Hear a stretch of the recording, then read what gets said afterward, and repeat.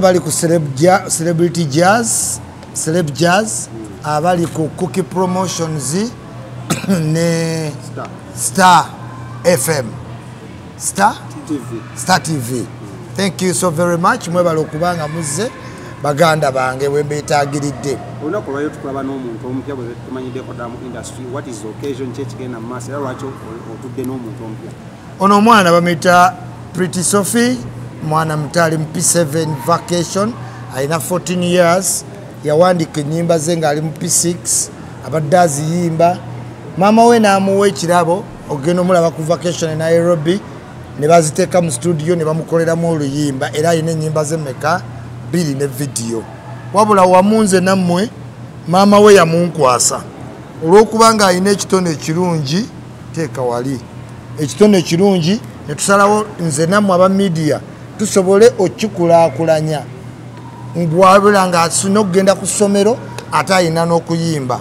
Kino kye kyandeesa maama we n'agamba ekiri osobola okunyamba ku mwana wange nga we sitalina baana nawulira bulungi, mpulirira ddala ng'alina ku muzukulu wange kuba senga nazaala abaana muzukulu wange yandibaddewo ati. Kati kino kinyamba nnyo mugayidi ng'aleme kufeesinga bizibu biri mu ki industry. Oyogedde ku Kenya ne Uganda, omwana muna Kenya muna Uganda. Muna Uganda naye maama we abadde ali Kenya. Kiri unfortunate ti maama we taata we teyalaba taata we olwamuzaala ate taata we n'ava ku bulamu bwaki bw'ensi eno. Wabula ekyo tekyamuzza mabega, maama we asobodde omukuuma ng'era kati mwana agenda mu S1 ate nga tumusuubira okukola very well kuba akola bulungi ku ssomero.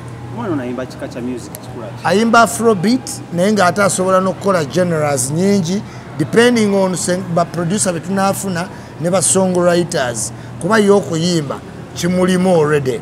Olowooza omwana temumukeezezza omuyigiriza industry eri crew n'eri twakirowoozaako ne maama we kuba yamumpa emyaka 2 emabega ne mugamba akyali ki muto katulinde amale ki P7 kati wamaze P7 by S1 mind ebe developing nga waba first ayimba ne fresh kid kituufu tusobola omukwatirako from S1 kuba buli muntu S1 katonda wakuyamba ne werealizing nga mu S1 obeera wa tabu nnyo abasinga berealizing after university after S6 notawana nga tomanyi who you are. Kati wetugenda mu S1 nga already ategedde kyayagala obba ne tukizimba nammwe ate ayinza ofuuka ow'ettabu ennyo ddala. Baana bangi bayingira mu music industry ne bava ku mulamwa gw'okusoma ne bayonooneka ne badda mu bintu ebirala nga n'ebiragala. Mugenda kukola muti okola muno omwana omukuumira mu straight line? Tugenda mukuumira mu straight line olw'ensonga guidance agifuniddewo. Kyova olaba tetumutaddeeko wiigi, eyelash, njala, tumulesenga student wabeera mu P7 ki vac aleme wulirawo any difference ng'agenda ku ki ku ssomero. Twagala agende ku ssomero yeeyisenga omwana w'S1 ate wajja mu holiday ayimbe kuba kati okuyimba kaliya tetwagala just abeere excited. Era woomulaba wano nandibadde mukoledde ebintu, nandifunye ababooda nenfuna abantu ne zikolakola kaki akavuyo naye njagala agende ku ssomero nga talina wings wabula ng'alowooza ku kikyayagala okukola ki ofuuka wamu ne bazadde be nammwe ab'amawulire. Kituufu mulabye mulinga nga abatidde nti ebyokusoma biyinza okugaana ne musaba muyingiza mu industry ya music, kituufu kino? No, ebitone byonna mu world over bijjeyo ensi okusinga ne careers naye olwensonga tetusaba bineglectinga kuba kati senga Kiputegeyo ogenda olaba yasoma kubeera mu prison ne kati ye world what tulina okumanya ekitone kubanga ekitone kimuvinga embeera z'abantu bangi. Ayimba oluyimba olu nange jjajja nentereera n'abalala ne batereera n'abalala okitegeera. So ayinza osigala asoma science and technology era gawagamba yagala ba producer naye tekijjaawo nti ate ekitone kiba kirungi kyakuyambako ng'okizudde. Owaye otunulidde ki ng'oyingira music industry? Otunulidde ssente, passion, talent, kiki otunulidde nga ggwe? Ntunulidde nnyo passion kubanga mbadde nina ekitone naye njagala kitumbula, njagala abantu bawulirize ennyimba zange bafune ekyokuyigamu bafune essuubi. Twebuuzeko mbayimbi kye bakuinspiring oba ni yakuinspiring okuba ng'oyingira endongo? Inspiring yali Sugar. Kiki osinga omwagalako? Nasinga mwagalako engeri gy'ayimba. jjajja abantu omwana ono batwaze muno beyeegomba ennyambala yaabwe baddeko a lot of issues naddala mu kuinspiringa abaana abato abamu babakwateko ne mu butambi eyo mu masomero nga ennyambala isinungi yasobola mutokola muno omwana ono takoppa mizeejo mirala ali nnyo comfortable mu luzungu naye nga yandigambye abantu bangi abamu inspiringa ali inspired by Spice Diana, Rema, Juliana, Felicita bato banne across board naye music bwatyo ennyambala tesoose kushiba ba Beyonce ba Rihanna ayina n'abali ebweru abato banne abayimba beyekola ki beyeegomba tusaba Katonda omanye omuntu bazaala muzaale ne tukolako kye tusobodde byafuuka ebirala biba maaso eyo naye ne byaba anaafuuka ebirala twagala abifuuke ku age enki entuufu fe ogwaffe gwamukwatirako mu foundation twogere ku side of protection of omwana omutongo ono industry erimu ebintu bingi for example ebiragalalagala ebintu emize emibi gye twayogeddeko ebisiyagana all that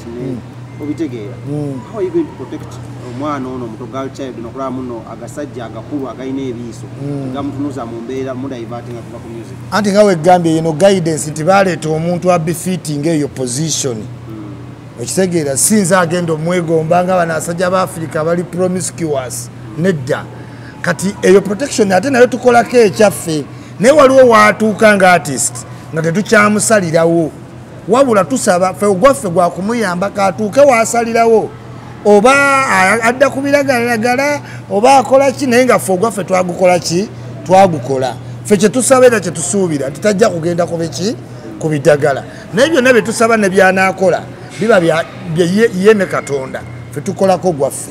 The industry is full of bubblegum music. How are you going to prove us that you're not that artist that's going to come and just sing, for example, Mbere, Fumita, Wantama? How are you going to prove to us that you're a true artist, a passionate artist like you've said? I'm mainly gonna sing inspirational songs. Those are the songs that I'm going to choose to reach out to. Why you're looking at other writers, for example, Nisenri? Yes, ekyo nakibazzeemu ne mbagamba yeewandiikira ennyimba ze ebbiri z'akola ki. But henceforth ng'agenda mu S1 buvunaanyizibwa bwange onoonya producer ne twogeramu ayinza yimba ki songwriter omulabi otya oluganda lwe n'oluzungu kwabikombayini nga kiri kitya kati ne tujjamu ekirungi tujja kugula ennyimba ennungi era we tunaye tujjamu enkalejingo sigala ng'awandiika eziki ezize then we balance up. Is this your entry into music management nga tobadde okubanya abayimbi?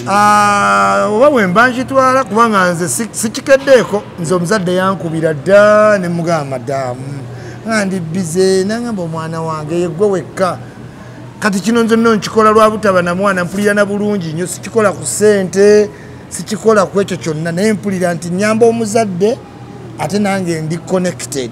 Kiggwera wanga tumaliriza. Kiggwa nga twagala tufune abayimbi abanaleeta Grammy Award abanakompitinga ne ba Coffee bano be muyina bikonwa abantu waliwo yakona nga takyayinza kompitinga na Soft Coffee Barema abayimbi abato abakola ki abaliwo ate tutunulidde nnyo kya kolabo wadde nga ye ayagala nnyo yimbako ne Felicita naye tukitwala nti gye twala tumuzimbira omusingi gwe nga ye leta maaso alikola ziki zi collaboration olusi collaboration ng'otandika si nnungi nnyo. Tulo y'abaana abajjidde mu generation like baby girl abaana abaze nga bava mu family ezirowooza okuba maybe ziri well off nga tebawangaala mu kintu kino they don't see the test of a decade. Mugenda kikola mu kyokola muno omwana ono asobola okustandinga the test of time okola muno atatuwa ne music oyo tuna maybe maaso tunaga muno asobola ekakuraming abooganda. Ono si Baby Gloria oba Baby Gloria yatuuka n'akoma kibi and sad naye ono si Baby Gloria so tulinde ebyono tulabe we binaabeera naye nga wetusaba Katonda nti atukwatireko wamu nammwe tukuze ekitone kye nga yemukuza ebyabalala. Mama ono ye ayina passioni mutukwatireko bukwatizi. Mwebale nnyo mwenna abazze mwebalire ddala nebaza King Smith nebaza Sanchez nebaza Abe nebaza Kawalya Isaac nebaza Umaru nebaza Ivan Kachumbali Seguya yennyini asindisa omuntu ne TV Spark TV namwe mwebale nnyo ne Sanyuka TV.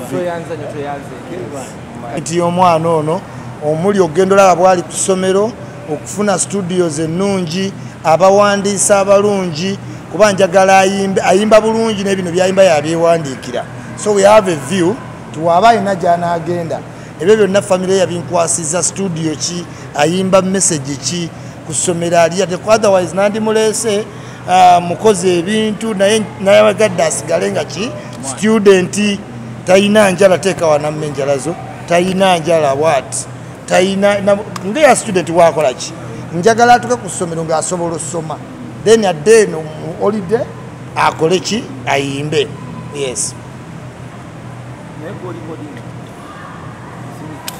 ekibuuzo kyange kiri nti nno bantu bangi beegatta ku management z'abaana nga tebatulaze papasi yaabwe their role to ne contract basis nga tetugimanyi ennaku ziizo oba mwezi n'avaayo n'akyokyo omwana nzia mumeki nga tebansasula tebakola kino jajjayi tuli okwegatta ku brand eno ento first of all tutangaze role yo strictly eriki ekyokubiri is it on contract basis oba bya family nedda bano abazadde bagenda ne bayogera nange overtime ne tufuna enkola ki enkwatagana sinoonya ssente mu kumumanaginga sinoonya tutumu wabula omuzadde n'akulaga konsandi nti natuukako n'okugaana n'enkola ki naye ng'omwana alina interest omuzadde industry agitya bwe gwe yeesize so ndi kweyololo siri ku ssente siri ku contract naye ndi mu kuyamba maama we ndabe ng'omwana we atuuka ku kyakola ki waliba afunye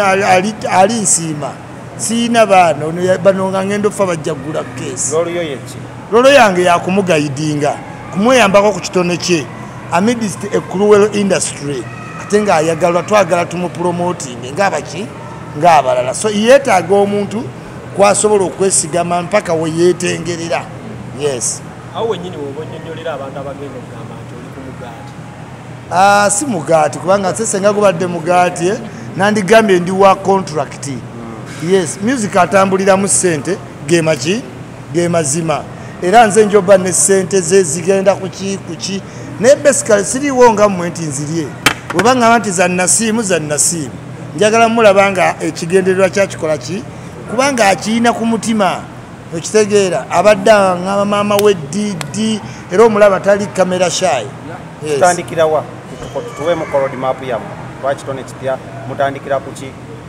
olw'okubanga nnyimba yalukola nga yalwewandiikidde ne bamutwala mu studio tuli revisinze ntulaba tugamba nti yeetaagamu help aba media aba producer studio kati bwe tumuyamba y'okuyimba akukola ki akusobola yesebo sisalire naye nga nakyo kituufu lwakubanga nkonekitinga nnyo n'abantu wadde nga siina baana naye ate nina abaana bangi ababaganda bange ogendako wamutabuliki awo n'obwana nga 2 so kituufu era n'omwana mu music industry mulimu bamonster bangi yeetaaga omuntu siina fatherly figures edina jjajjaawe naye olw'okubamba manyi muzadde we yamunkwasa asobole okugayidingibwa obulungi muki mugundi era mpulya bulungi nnyo okukwata ku mwana omuto ssebo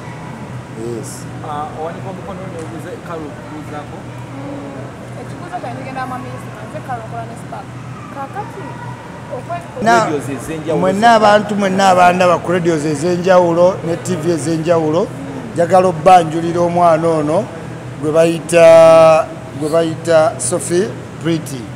Omwana ono yamperwa maama we era maama we nga nebuuzaako wayise ebbanga emyaka emeka 2 nga mugamba muto nnyo naye ng'ayagala okuyimba atuula neyewandiikira oluyimba era we yamaze P7 ekirabo ekyamuweebwa kugenda Kenya kulikodinga luyimba ne vidiyo oluyimba lwe lwawedde era ne vidiyo nekola ki neggwa ayina ennyimba mmeka 2 ekiri important yazeewandiikira ne bazikolako ne baziproducinga to appreciatinga okumugayidinga mu kuyimba yensonga endeeteza maama wa nesiga nti ayagala omwana wasome atayimbe ayagala akwatibweko abantu abamanyi nga mwe bakeizi abasongolwriter aba youtuber abe ku ssomero tumufunire ennyimba asinga yimba mu luzungu naye nga n'oluganda alukola ki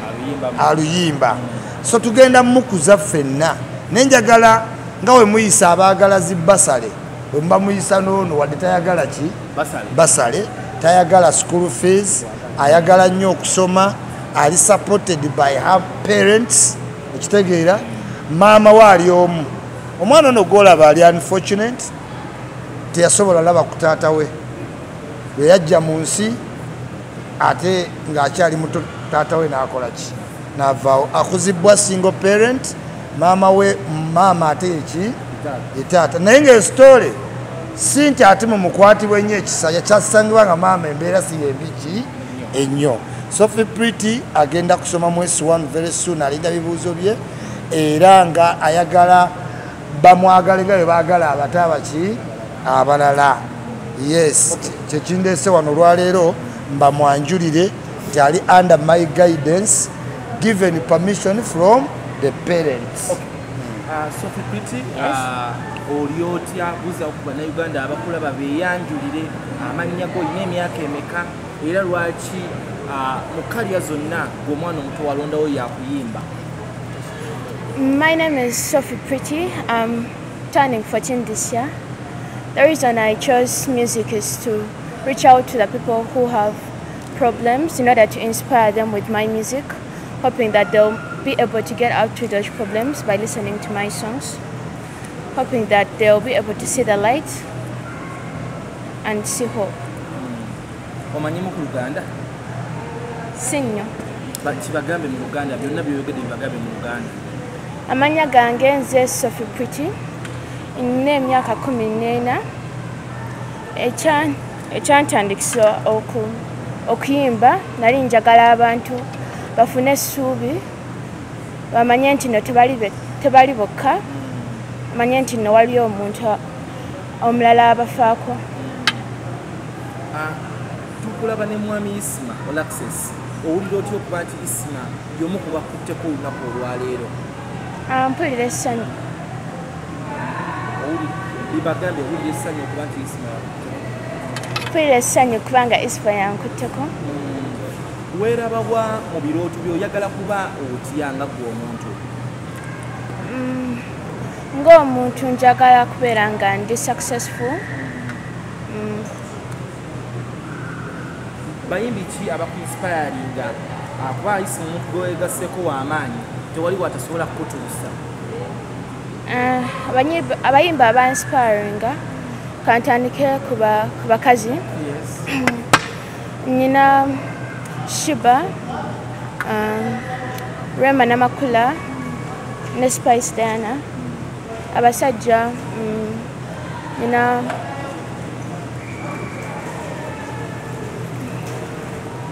Eddie Kenzo ne King Saha. Baani be wandyagadde okukolako nabo collaboration because buli ali wano alina gw'amanyi asobola okukwanguyiza nti oyo ku stabu waye tavaawo nti ate nze wona ayagala madde okusinza kulwisa ani gw'oyagala okukola naye kolabo ensi etegeere?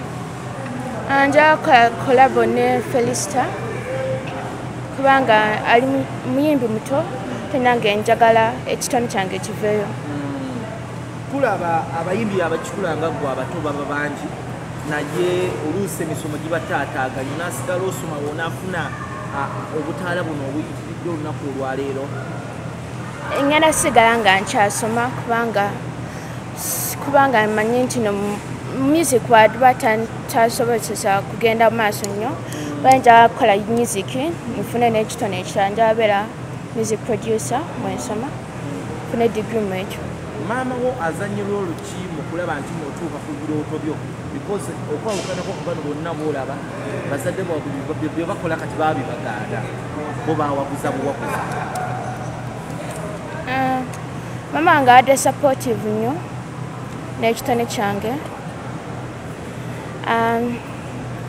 Ate ye manager wange yabadde ansponsoringa era nkyesimisa ekyo. Tuganagera ku bibuuzo by'abanyamawulire ne bajja ne zisaba ennyo abazi olunaku olwaleero.